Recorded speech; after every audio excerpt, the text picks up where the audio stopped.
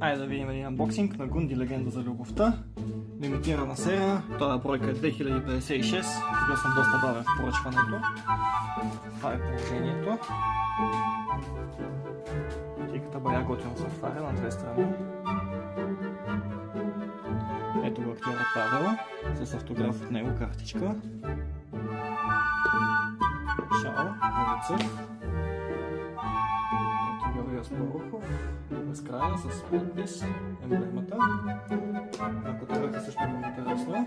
Зебра, като лъска. Точно така. Значка от филма. Легендарната девятка.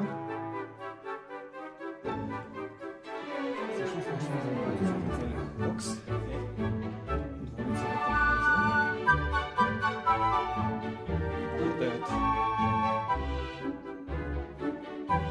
Като това е супер качествено.